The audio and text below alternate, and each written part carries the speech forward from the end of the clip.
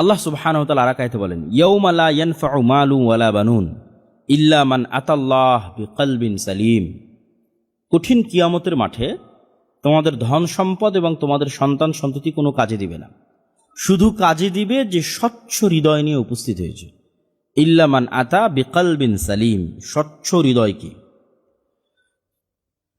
স্বচ্ছ হৃদয় যেটা আমরা আলোচনা করতেছি, নাফসে মুতমাইন্না, প্রশান্ত হৃদয়। এবং ওই হৃদয়ের বৈশিষ্ট্য কি, ওই হৃদয়ের কাজ কি, সেটাও আমরা তুলে ধরবো আপনাদের সামনে। স্বচ্ছ হৃদয় যেমন সকল অপবিত্রতা থেকে পবিত্র থাকে, ঠিক তেমনি যত স্বর্ণালঙ্কার আছে সকল স্বর্ণালঙ্কার দিয়ে সাজানো গোছানো থাকে।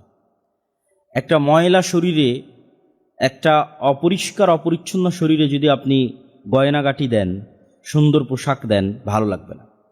তাহলে নারীরা যখন সুন্দর পোশাক পরিধান করে তখন তার আগে সে তার শরীরকে পরিষ্কার এবং পরিচ্ছন্ন করে, গোসল করে, ঠিক আছে? তারপরে তার উপরে সে সুন্দর স্বর্ণ এবং গয়নাগাটি এবং পোশাক আশাক পরিধান করে। তাহলে কালবে সালিম, স্বচ্ছ হৃদয় হচ্ছে দুইটা, এক সকল অপবিত্রতা থেকে পবিত্র, আর দুই ওখানে প্রচুর স্বর্ণালঙ্কার আছে। তাহলে অপবিত্রতাগুলো কি কি? যেমন সবচেয়ে বড় অপবিত্রতা হচ্ছে শিরক।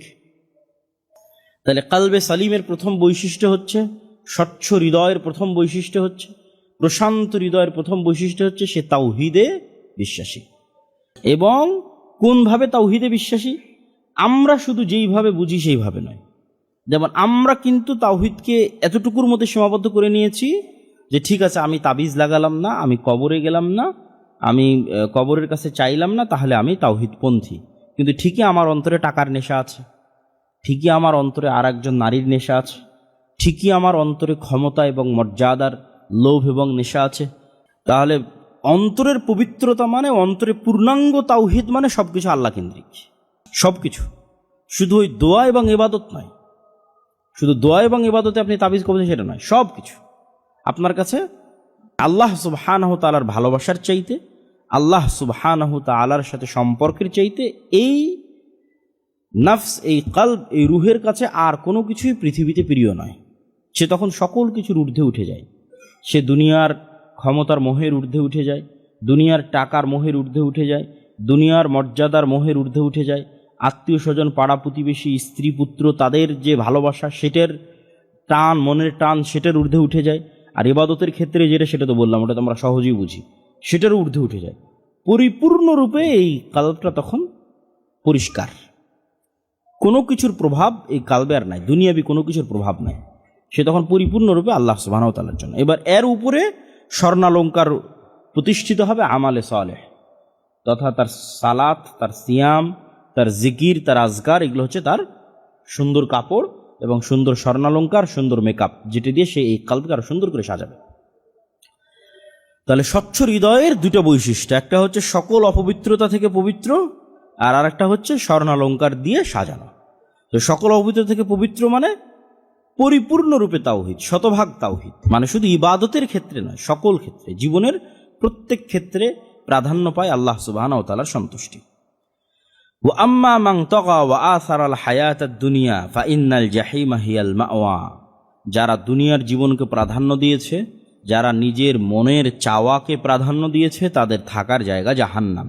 ওয়া আম্মা মান খাফা মাকামা রাব্বিহি ওয়া নাহান নাফসা আনিল হাওয়া।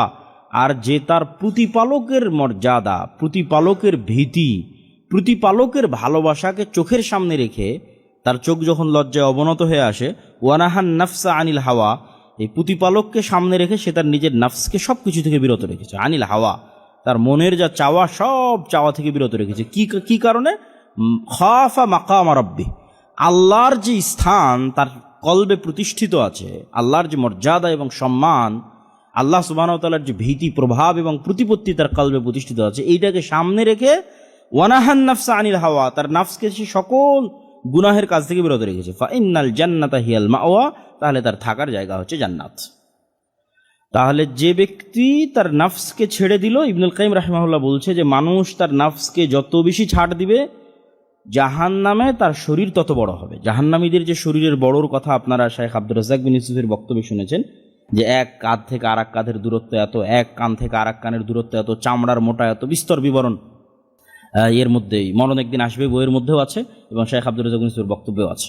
ইবনুল কাইয়িম রাহিমাহুল্লাহ বলছেন এটা মূলত দুনিয়াতে থাকা অবস্থায় তার নাফসের চাহিদাকে সে যত ছাড় দিয়েছে ওইভাবে জাহান্নামে তার শরীর বড় হবে, আর ওইটাকে সে যত সংকীর্ণ করে রেখেছে আল্লাহ সুবহানাহু ওয়া তাআলার ভয়ে ওইভাবে সে জান্নাতে প্রবেশ করবে। ওয়া আম্মা মান খাফা মাকাম রাব্বিহি ওয়া নাহা আন-নাফসা ফাইন্নাল জান্নাতা হিয়াল মাওয়া। ইয়া আইয়াতুহান নাফসুল মুতমাইন্নাহ ইরজিই ইলা রাব্বিকি রাযিয়াতাম মারদিয়াহ।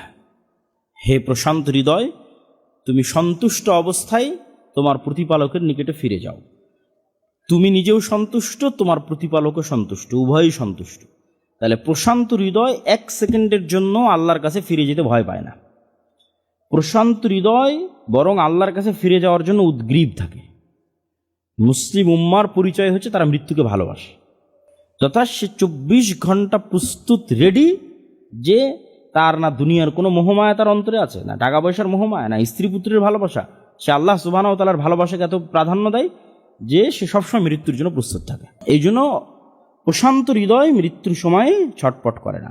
করোনা ভাইরাসের সময় মেডিকেল এবং ক্লিনিকগুলোতে যেহেতু আমার যাওয়ার সুযোগ হয়েছে, যখন একদম খুব ভয়ঙ্কর সময়, তখন মানুষের বাঁচার জন্য যে তাড়না, মানুষের বাঁচার জন্য যে আবেগ, যে চেষ্টা, এটা মানুষের হৃদয়কে অস্থির করে দিত। তাই আমি ওই সময় অনেক মানুষের কাছে গিয়ে যখন এই নাসিহাটা করতাম, দেখতাম যে প্রশান্ত হয়ে গেছে হৃদয়। আমি গিয়ে নাসিহা করতাম, দেখেন আজ হোক অথবা কাল হোক আপনাকে মৃত্যুবরণ করাই লাগবে। বাঁচার জন্য তো আপনার আত্মীয় স্বজন চেষ্টা করছে, কিন্তু আপনি মৃত্যুর জন্য প্রস্তুতি নেন। আপনি নিজের নাফসকে প্রশান্ত করে ফেলেন যে না, ঠিক আছে, আমাকে মারা যেতেই হবে, এই মনে করে আপনি এখন জিকির, আজকার, তাসবিহ, তাহলিল এবং ইস্তেগফারে ব্যস্ত থাকেন। মৃত্যুটাকে নিশ্চিত জেনে নিয়ে প্রশান্ত হয়ে যান। কেন এই জিনিসটা আমি করোনার সময় আমার দাদির মধ্যেও দেখেছিলাম, যে উনি মৃত্যুর জন্য প্রস্তুত ছিলেন, যে ওনাকে বাঁচার জন্য মেডিকেলে নিয়ে যাওয়া হোক, ক্লিনিকে নিয়ে যাওয়া হোক, আইসিইউতে নিয়ে যাওয়া হোক, অক্সিজেন দেওয়া হোক, সব অফ। ওনার যতক্ষণ হুঁশ ছিল, না দরকার নেই, আমার হায়াতের সময় শেষে এসেছে, আমাকে চলে যেতে হবে, অতএব এগুলো করে কষ্ট দিও না এবং নিজেরাও কষ্ট করো না। তাই এরকম প্রশান্ত হৃদয়ের মানুষেরা মৃত্যুর জন্য এবং আল্লাহর সাথে সাক্ষাতের জন্য ইয়াজুন্নুনা আন্নাহুম মুলাকুল্লাহ, তারা দৃঢ়ভাবে বিশ্বাস করে যে তারা তাদের প্রতিপালকের সাথে সাক্ষাৎ করবে, এই জন্য তারা প্রস্তুত থাকে। আল্লাহ সুবহানাহু ওয়া তাআলা অন্তরের অসুস্থতার কথা পবিত্র কোরআন মাজিদে বিভিন্ন আয়াতে তুলে ধরেছে। অন্তরের জীবিত এবং মৃত দেখলাম, অন্তরের অসুস্থতার কথা তুলে ধরেছে। ফি কুলুবিহিম মারাদুন ফাযাদাহুমুল্লাহু মারাদা, তাদের অন্তরের রোগ আছে, আর আমি আল্লাহ এই রোগকে, অসুস্থতাকে আরো বাড়িয়ে দিয়েছি। তো অন্তরের এই অসুস্থতা পবিত্র কোরআন মাজিদের সকল আয়াতকে যদি আমরা সামনে রাখি, তাহলে দুই ভাগে ভাগ করা যায়। একটা হচ্ছে নেফাকির অসুস্থতা, আর একটা হচ্ছে অশ্লীলতার অসুস্থতা। যেমন অশ্লীলতার অসুস্থতার কথা আল্লাহ সুবহানাহু ওয়া তাআলা কোরআন মাজিদে বলছেন, ইয়া নিসা আন-নাবিয়্যি লাস্তুন্না কাআহাদিম মিনান নিসা ইনিত্তাকাইতুন্না ফালা তাখদা'না বিল কওল ফায়াতমাআল্লাযী ফি কলবিহি মারাদ। হে নবীর স্ত্রীরা, হে মুমিনের মায়েরা, আপনারা যখন মানুষদের সাথে কথা বলবেন তখন আপনাদের কণ্ঠকে নরম করিয়েন না। কেন আপনাদের কণ্ঠকে যদি নরম করেন, তাহলে যাদের অন্তরে অসুস্থতা আছে তাদের অসুস্থতা আরও বেড়ে যাবে। তাহলে অন্তরের একটা অসুস্থতা হচ্ছে অশ্লীলতার প্রতি টান এবং আগ্রহ, আর আরেকটা অসুস্থতা হচ্ছে নেফাকি, যেটা আল্লাহ সুবহানাহু ওয়া তাআলা মুনাফিকের ক্ষেত্রে বলেছেন, ইয ক্বালাল মুনাফিকুনা ওয়াল্লাযীনা ফি কুলুবিহিম মারাদ।